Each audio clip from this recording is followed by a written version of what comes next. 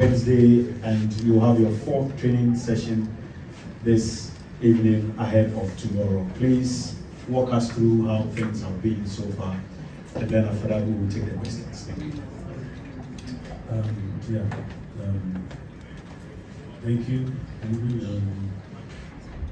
Good afternoon, everybody. So first of all, I really appreciate today after I know we are not going to talk about it, but after the bad outcome, how the people of Ghana, Accra especially, welcome me.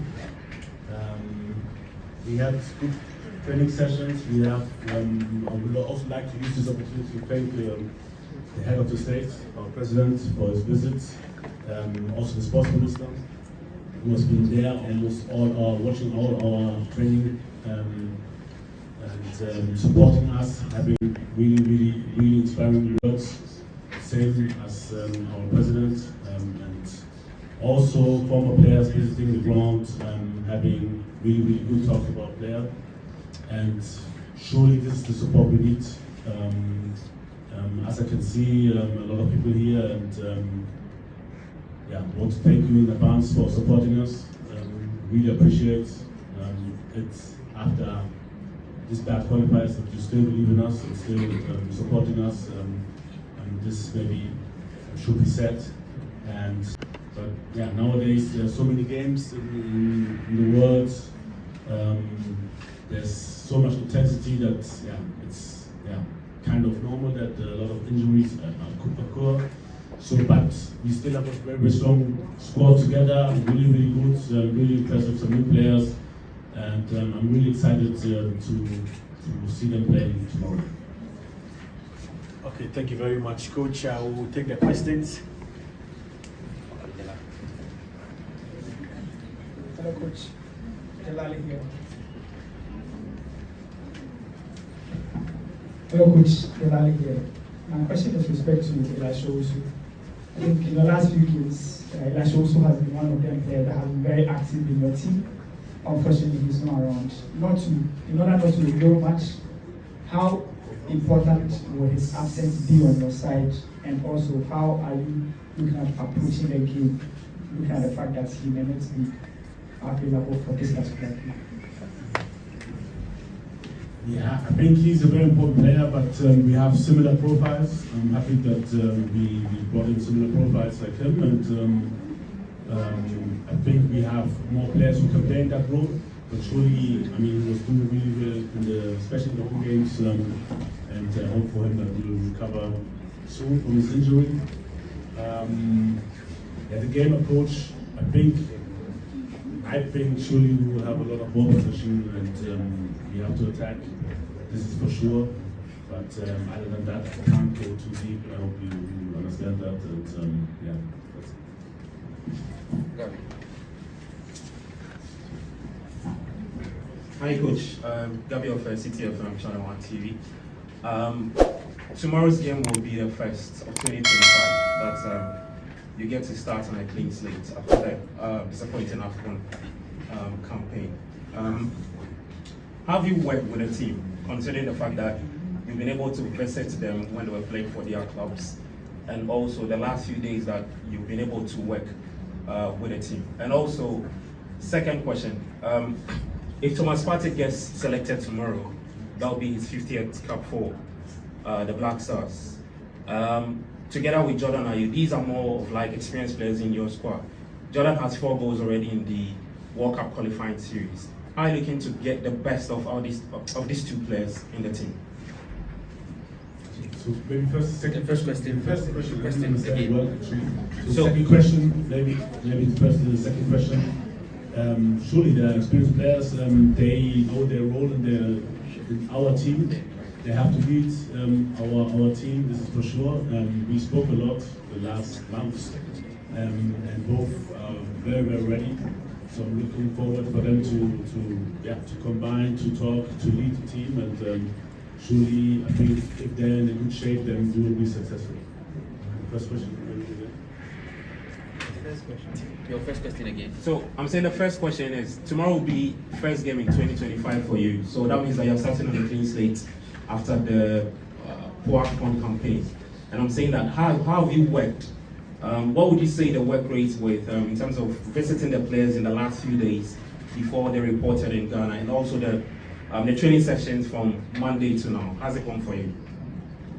To be honest, it has been like always. So even before that, we visited players, we watched matches live. We've been downloading matches to watch matches online because I can't be in both places at the same time. But maybe surely we had a little bit more intense talks surely to turn things around. And we also have a new setup, so there was a lot of things to talk about so that when they come here that they're not surprised. And this is what we've been doing. Hi, Coach. I'm Francis, I'm just a citizen, ENG Sport. All right, so I don't really want us to revisit the past, but in the last 4 months, a lot has happened as far as the Black Stars are concerned. And of course, the team failing to qualify for the AFCON, which obviously puts you in a wrong book and with majority of Ghanaians. Now, another opportunity has presented itself for you to qualify the team for the FIFA World Cup. Majority of Ghanaians want to go to USA, Canada, and Mexico next year. The onus is on you to make sure their dreams become a reality. Now, I want to know, Chad, they've been absolutely horrible. I don't remember the last time that country won a football game, if my memory serves me right, since 2019, where they beat Mauritius and Nigeria. So, when you throw all that in the mix, what I want to know is, a lot has happened in the last 4 or 5 months. On top of your list, what is that one significant or important thing that you have learned that will guide you or form your thought process when you step onto the pitch tomorrow? So I think, first of all, surely I'm the head coach, but I think we're all in this together. It's not only me, it's not about only me. So when we win, we all win, and when we lose, we all lose. I really like to say sorry for what happened. I think, especially in the home games, everybody saw that the most important thing which was missing was the goals. And for this, it's about playing together. It's about even maybe to create even more, even though we created a lot of chances, and give the guys the belief. And for this, I'm responsible for, this is for sure, but I also need you guys, I need everybody, and like I said, I really want to thank you for the support the country has given so far. I mean, the president of the country wanted we want more as a support, and the sports minister came to ensure us that he's totally behind us, and we had a lot of positive talks also with media, and really, really happy and looking forward for that game. And I know that Chad is not a top team, but believe me, it's not going to be easy. And we need all the support we can get. And the boys, I mean, everyone knows that they can do it. They are showing it abroad, and we need them. We need to create the right atmosphere, which is really in place now, and for them to do the same here in Ghana. And I'm very, very happy that the pitch looks much, much better. This is one, for me, the most important thing. I know maybe people who haven't played maybe don't think it's that important, but it's very, very important that we have a good pitch and the pitch is wet. And I think now we are really, really on a good path, and I know that we create a lot of chances and the goals will come. Thank you. My name is Monica Bakari from GH1 CBS Director. I had an interview with the Sector Minister, Otto Addo, and he made mention that you have promised him a new Otto Addo as we head to the World Cup qualifier against Chad and Madagascar. But though Henry said we shouldn't mention AFCON, before your second comment, you mentioned that this is a new Otto Addo, and now you're saying the same thing again. So I want to ask, how different is this Otto Addo as we gear up against Chad and Madagascar? Also, I also want to know, 2 days we've been here to watch the training sessions. And then we saw chants from Benjamin Asari's fans chanting and sending warnings to yourself and Otto Addo that you should make no mistake in the selection before they want to see their player. I want to ask you, though Fatau is not here, you're in the right position to answer. I want to ask, does these things influence your decision in making your lineups and all that? Okay, so the first question, I'm almost 50. To say that I'm a new Otto Addo, I've never said this, and I didn't say this.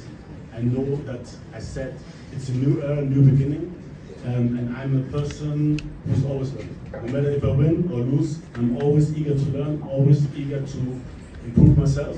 Always, I know, like, surely when we lose, everybody will ask, what did I learn? And you learn the most out of losses. But I'm very, very keen, especially when I win also, to look what could have done better. And that's me. So I always try to improve myself, improve the team, which is very, very important after these losses, and look on the areas where we can improve ourselves. But surely, like I said, it's not only on me, it's first it's the players, but also it's the whole environment. And I'm very, very happy, like I said, that we have a positive, even though we played very, very bad, and I really want to apologize for that, because this is not where we are supposed to be. And I'm very, very happy that now, 2025, we have a new match tomorrow. Took a long time. And this is let's say the bad thing as a national coach. Once you lose, you have to wait for months to play again and show that it's still there. I'm looking forward to tomorrow. The second question was about Benjamin Asari's fans. Yeah, I'm happy. Influences your selection. The fans. No. So first of all, it's always with me. It's always the performance. Always. It doesn't matter which position. It's always the performance, and it's not about maybe somebody saying this or somebody saying that. For that, I'm too much of a coach. Surely I listen and I hear a lot of things, but at the end, I will make the decision together with Fatau. I think Benjamin Asari has done well before, otherwise we wouldn't have brought him, and we have been observing him for quite a time. He's done well in training, but the others as well, and we have one more training day, and we'll take a decision this evening, and let's see what happens. We will take 3 more questions and then we'll wrap up. Good evening, for Eugene Okorisio to ABC News. I want us to look at your decision making in terms of leadership. Well, every decision we make has intended outcomes and unintended outcomes. I like to think that you take decisions based on the best interest, what you think is best for the country. But in your decision making in terms of the leadership over the last 5 months, have you pondered over the unintended outcomes of your decisions you've taken? What are those decisions, if you can be specific? So in terms of the changes in the captaincy over the period, over the last 5 months, have you pondered about the unintended outcomes of that decision you take? Well, before he answers, let me mention that in October, when we played against Sudan, the captain of the team could not join. So there was a need for him to give the armband to a player. And that was why Kudus captained the team. Then in November, he explained at the press conference that Jordan will be the leader of the Black Stars from then. And I don't think that has changed. So if it is that there were substantive decisions in that regard, then he will then have to answer why he took the decision yesterday and changed his mind today and will change his mind tomorrow. But as far as the Kudus situation was an interim one, there is only one major issue to talk about, which is Jordan taking over from Thomas. So I think we have to move on from there. Thank you. Yeah, Coach, good evening. You have another new year, so we want to leave the past and move on. Coach, does the change in the technical direction, the influx of positive views of you once you are seeing, plus your second attempt at taking us to the World Cup serves as a motivation for you, because the other four we've gone have been at 4 different dispensations. And so, you've been a specialist, taking us to Qatar, and having the opportunity again to take us to US, Canada, and Mexico. That serves as a motivation for you, because you couldn't make the AFCON, and so this one is the changes you have around you, and the aura we are seeing, and the wind blowing. That what does it bring to your mind? Do we expect something positive from you this time around? Again, surely I'm head of the Black Stars, I'm head coach of the Black Stars, but it's not only on me. You know, if it's on me, I would even change myself inside and try to, but I can't run anymore. So it's not only on me, but surely I understand that there's a certain pressure. We have a good position, and this is what also the players did also themselves. They beat Mali away, so this was very, very crucial for us to come back on the top position. And now we have everything in our own hands. This is very, very important, very, very good for us, and this is really, really positive. And again, I want to thank you for this positive environment. I think the players, when they came, they really, really felt welcome, and everybody can feel the energy, which is coming from outside, which is very important for the players. And I'm very, very sure we will deliver. I can't call myself an expert for this or that. I always want to win. It doesn't matter. Even if we play good, I want to win. You know, it doesn't matter. I always want to win. It has to be the World Cup or whatsoever. So the players are the same. And surely we had that qualification for the AFCON, and now we're looking forward to do everything possible to win this next match, and then from there have a very, very good position to go forward. Yeah, no, actually, so I think the one thing which really is different now, and which is very important in every tournament or every a